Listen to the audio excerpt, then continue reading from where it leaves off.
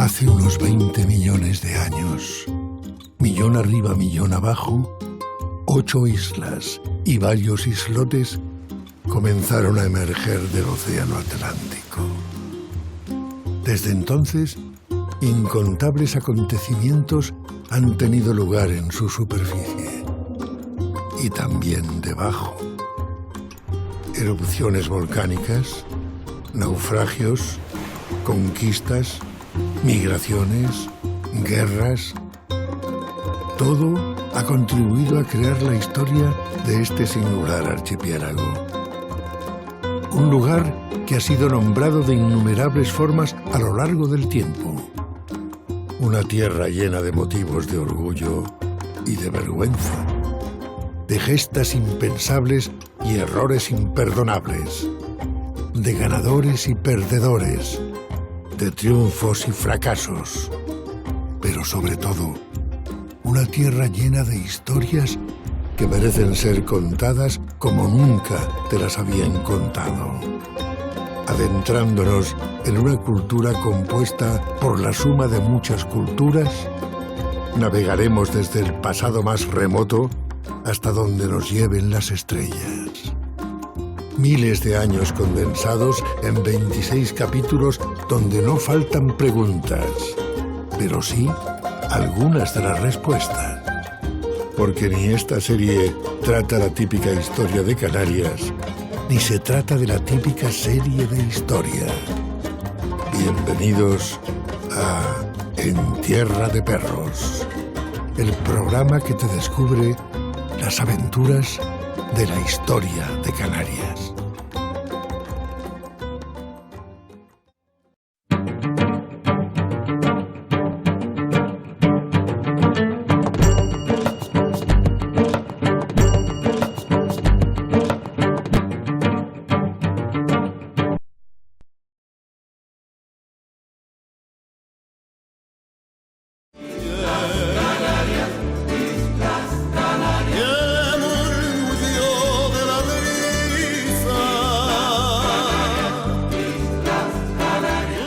Las Islas Canarias, una entidad propia desde casi el origen de la historia.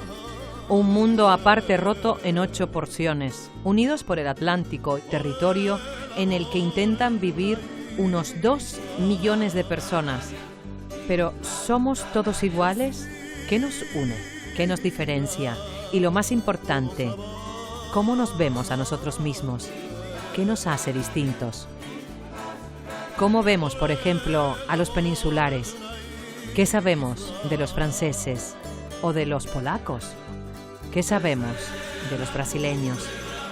¿Qué sabe la Canarias cóncava de sí misma y del resto del mundo? Si ya hemos reflexionado sobre cómo nos vemos, ¿cómo nos ve el mundo? ¿Qué sabe de nosotros? ¿Con qué tópicos nos identifica? Vamos a hablar de la Canarias convexa. Los antiguos, como muchas otras culturas, se mueven por intereses económicos. Cuando hay intereses económicos, se invierte la colonización, la ocupación, es una inversión, a veces a largo plazo, para obtener estos productos. El hecho de que las Canarias fueran tan desconocidas para los antiguos, ese conocimiento marginal, nos está hablando de que una vez que ha habido exploraciones probablemente no hay un gran interés económico. La pesca es importante, pero se puede pescar en otras zonas más próximas a las bases de estas gentes que se mueven y en todo caso la pesca requiere una inversión muy pequeña que deja poca huella arqueológica. Ya digo, eso es lo que explica que estas islas, que se conocieron, los antiguos las conocieron desde hace tiempo y sobre todo las conocían perfectamente desde el final del siglo I a.C., a pesar de ello no fueron objeto de una explotación económica. No hubo asentamientos permanentes, no hubo una gestión de los recursos naturales porque no eran tan relevantes como para justificar la inversión económica que esa acción implicaba. Como bien dirían Les Luthiers, el negro piensa en la danza y no sabe cómo hacer. Al fin el negro se lanza, decide ir a aprender. El negro va a la academia para aprender a bailar. La profesora le enseña los pasos que debe dar. Un paso para adelante, un pasito para atrás. Un paso para adelante, un pasito para atrás. Un paso para el costado, un paso para el otro lado. Los que primero nos vieron fueron los que llegaron primero. Desde ese exclusivo punto de vista, las primeras gentes que pisaron las islas, llegando desde África, no tenían una opinión demasiado formada, porque si arribaban sometidas por otras culturas mediterráneas, superiores en todos los aspectos, ya tenían un motivo concreto. Un clima templado, una vegetación generosa y fértil, un lugar para asentarse, ese, sin duda, fue el primer reclamo de esta tierra de perros al mundo. El segundo era un producto muy popular en las ciudades más bollantes de hace 3000 años. La horchilla es un líquen que era muy cotizado en una época en la que no había tintes sintéticos y es complicado utilizar tintes para los textiles. O sea, teñir la ropa era un símbolo de distinción, con lo cual tenían un alto valor en el mercado. Es uno de los primeros productos que interesan a los colonizadores europeos y así lo atestiguan incluso a partir de las rentas de la corona que aparecen en la contabilidad de las primeras rentas fiscales de la corona después de la conquista. Aparece la renta de la horchilla. La púrpura en el pasado era muy apreciada, todos los tintes, aparte de la púrpura, habían relatos de los antiguos historiadores que usted ha hecho referencia, que venían a Canarias a buscar horchilla. La horchilla es un líquen que también produce un tinte. De hecho, Juan de Bethencourt viene de la Gran Ville de la Tinturé. Sabemos que su familia se dedicaba a los tejidos y en realidad estaba buscando nuevos elementos para tintar los tejidos. La horchilla, habían horchilleros, también es un producto donde se extraía un colorante. La púrpura, de hecho, fue lo que más nos llamó la atención en la isla de Lobo. Una cantidad de púrpura, se llama además estramonita.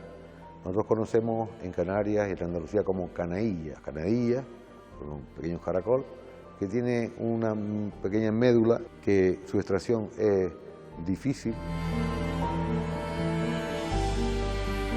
De esa pequeña glándula se extrae ese colorante, muy apreciado porque el color púrpura lo utilizaban alta jerarquía romana, los patricios, para teñir sus púrpuras.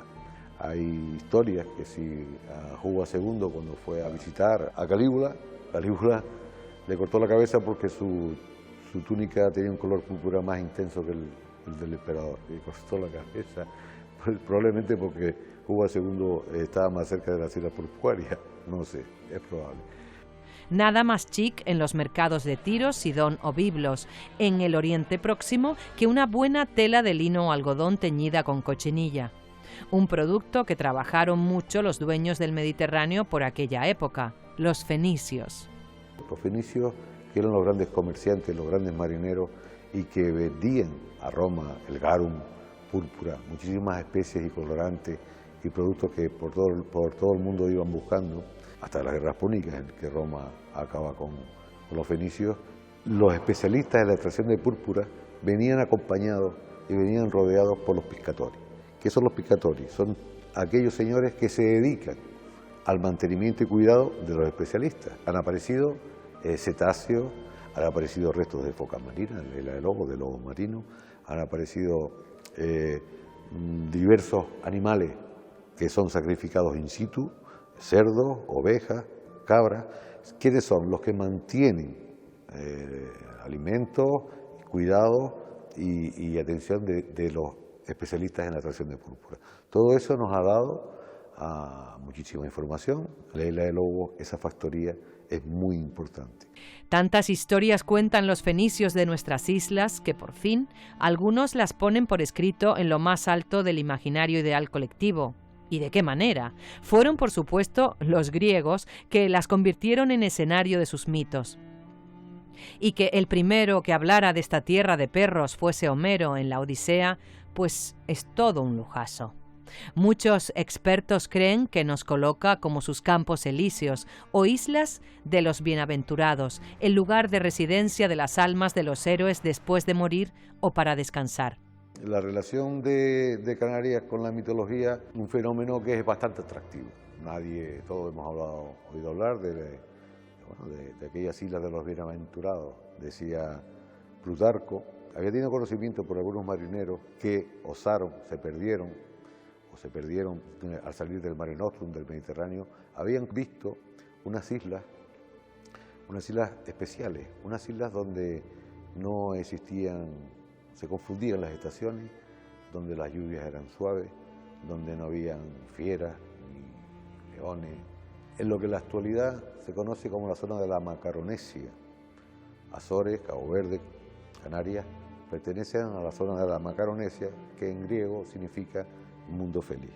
Las referencias históricas sobre Canarias no es que sea una certeza que podamos decir que era Canarias, podría haber sido otras islas, pero sí que se acerca mucho en distintas referencias a lo que pudo haber sido el avistamiento de Canarias en el pasado. El Jardín de las Hespérides forma parte de un conjunto legendario que se va elaborando en Grecia en la época oscura y arcaica, y después confluye todo en torno a la figura de un héroe, Heracles, al que se le atribuye la realización de los 12 famosos trabajos de Heracles o Hércules en su forma latina, y uno de ellos es precisamente conseguir las manzanas de oro del Jardín de las Hespérides. Esas manzanas de oro están vinculadas a una tierra de promisión, por decirlo de alguna manera, en un lugar donde hubiera una riqueza natural extraordinaria,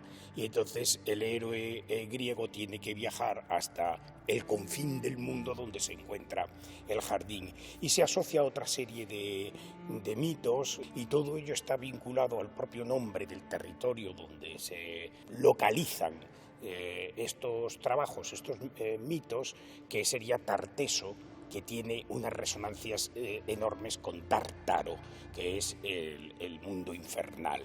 Y es precisamente en el extremo occidente por donde se produce el ocaso, donde se ubican los mitos de la muerte, del retorno, de la adquisición de las riquezas, etcétera, etcétera. Y claro, eso está relacionado con dónde estaba el Jardín de las Hespérides. Una respuesta simpática podría ser: ¿y dónde está el cielo? Podemos establecer un cielo imaginario, un cielo físico, y el Jardín de las Hespérides está en el imaginario colectivo. Entonces es el extremo occidente, y se va relocalizando conforme los descubrimientos geográficos alejan los límites geográficos del conocimiento de la nuclearidad griega.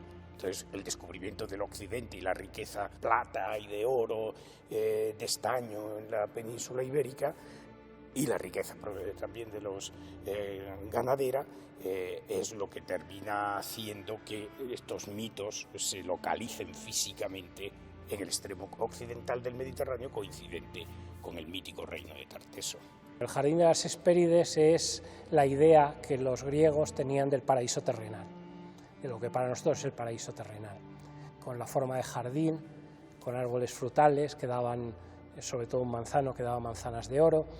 Las Hespérides eran hijas de Atlas, y por eso el jardín se ha situado siempre en el occidente, unas veces en el norte de África, otras veces en lo que luego sería Tartesos, y más adelante, después del conocimiento de las islas, en las Islas Canarias. Y claro, tras los griegos, los romanos, que sí que se pasaron por aquí en busca de la misma púrpura roja milenaria que los fenicios, pero también para ver si era posible pillar a Cartago por sus bajos. Es Plinio, en su Historia Natural, quien nos ubica y nos clava en el mapa como Islas Afortunadas.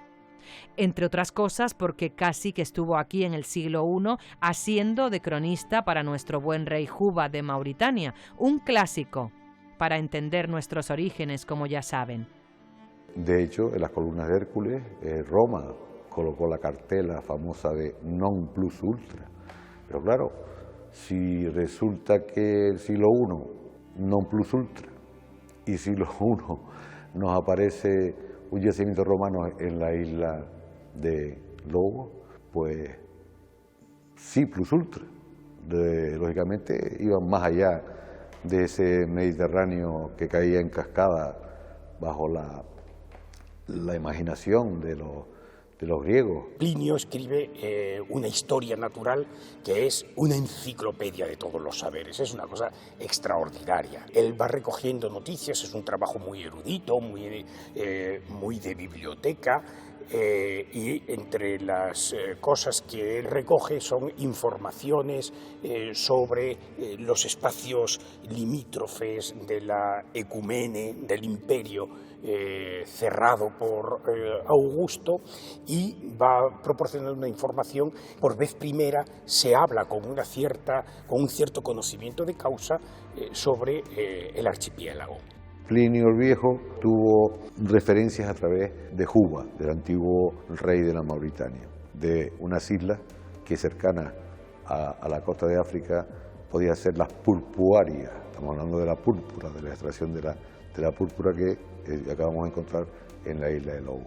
Con el paso de los siglos, la visión que de esta tierra de perros se tiene varía con los intereses de cada época. Los piratas norteafricanos y los cazadores de esclavos genoveses, florentinos, portugueses, mallorquines, aragoneses, catalanes, andaluces o vascos hacen de las suyas entre los siglos V y XV y se pasan por aquí en busca de materia humana que vender por Europa. Tanto canta el asunto que desde Roma alguien intenta salvar las almas que aquellas gentes antes de que acaben vaya usted a saber dónde. Canarias se topa entonces con la Iglesia Católica. En 1315 una bula del Papa Clemente VI creaba el primer obispado en Telde, pero la fe y las gentes de esta tierra acabaron muy mal y los guerreros aborígenes se cargaron a todo religioso que pillaron en 1391, pero ya no había vuelta atrás. Con la conquista iniciada en 1402 por Juan de Betancourt y culminada poco antes de finales de ese mismo siglo XV por los ejércitos de los reyes católicos, Canarias cobra relevancia desde el punto de vista comercial y con el descubrimiento del Nuevo Mundo y la constatación de que este globito que llamamos Tierra gira sobre sí mismo y alrededor del Sol, al convertirse en nudo gordiano de las comunicaciones marítimas entre Europa, América, África y Asia. Desde el punto de vista militar éramos el oscuro objeto del deseo para ingleses, franceses y holandeses. En el siglo XVI, en Europa, nos conocen por canalizar el comercio de azúcar que producen los ingenios con la caña que llega de África. Y también nos conocen por otra mercancía que llega de África, bien para trabajar en esos ingenios o donde fuera bien de camino a América: los esclavos.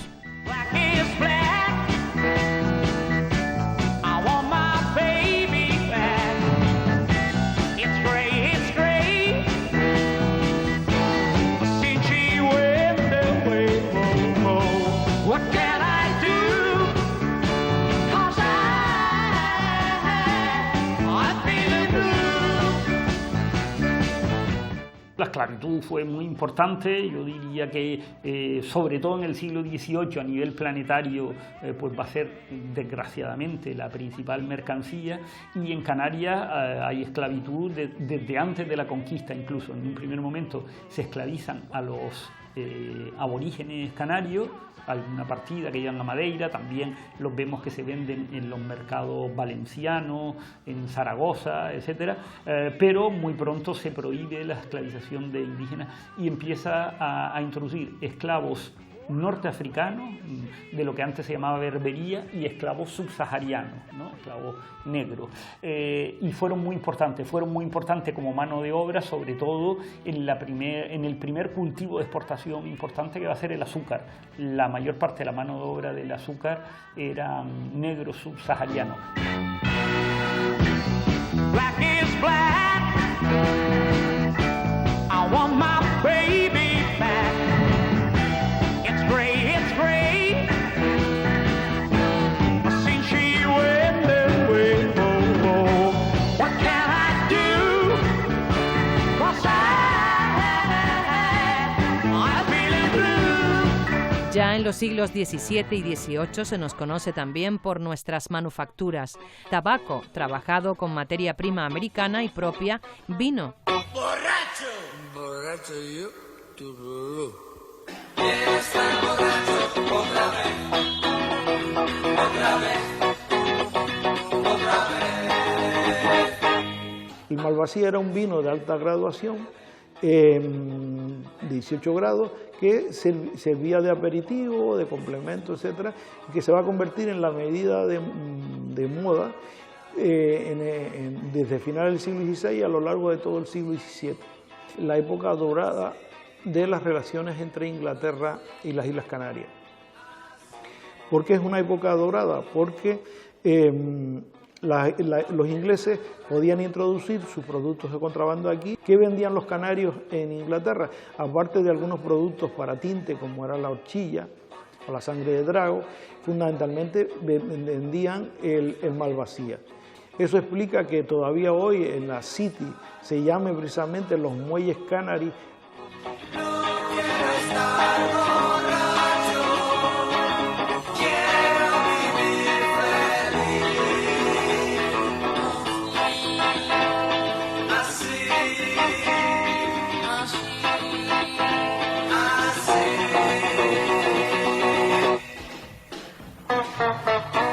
Con la revolución industrial del siglo XIX y la explotación masiva de las minas de carbón, los canarios pasan a ser los vigilantes de las minas. Siempre cantando, todo el mundo sale pitando de la mina cuando dejan de escuchar su trino. Han muerto por una fuga de gas grisú. El caso es que el grupo The Police utiliza en esa canción de 1980 la expresión canario en una mina de carbón para explicar la fragilidad de la situación de un señor.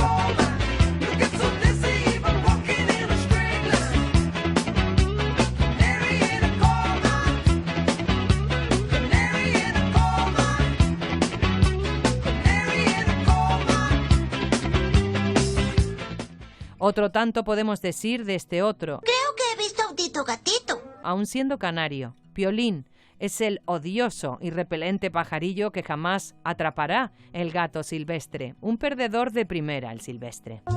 Llegó la hora, hijo. Cuando se esfume el canario, la central estará a mi disposición. ¡Hala! Y ahora vuela a las Islas Canarias.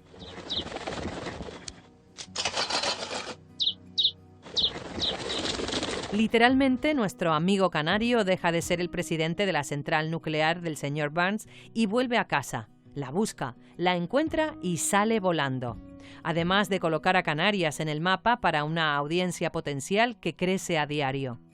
Canaria sale en Los Simpson. ¿Cuántos cientos de millones de espectadores en todo el planeta tienen Los Simpson?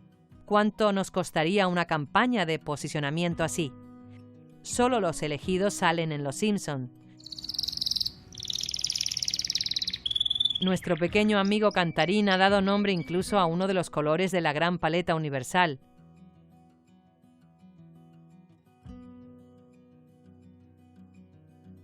La selección brasileña, conocida mundialmente como la canarina, precisamente por lucir el amarillo canario en su camiseta. Puede que la lucha canaria sea seña de identidad de las islas. Hay muchísimas más, pero el fútbol canario no es un tópico, es una seña de identidad por la que se nos distingue.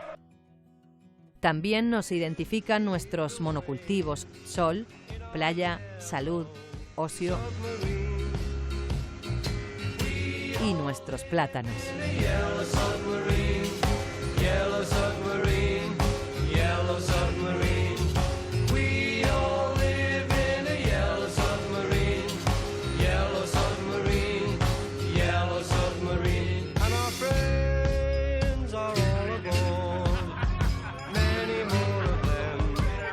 En estos tiempos, desgraciadamente, en gran parte de África nos ven como la Europa que les ofrecerá un futuro mejor y por eso arriesgan la vida en cayucos y pateras.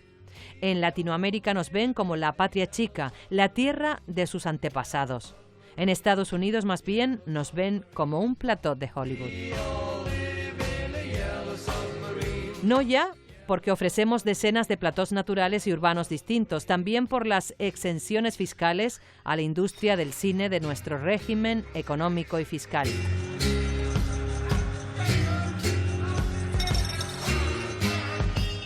César Manrique también nos colocó en boca de todo el planeta, haciendo arte de las entrañas de Lanzarote en un ejercicio conceptual de sostenibilidad natural y estética para la historia.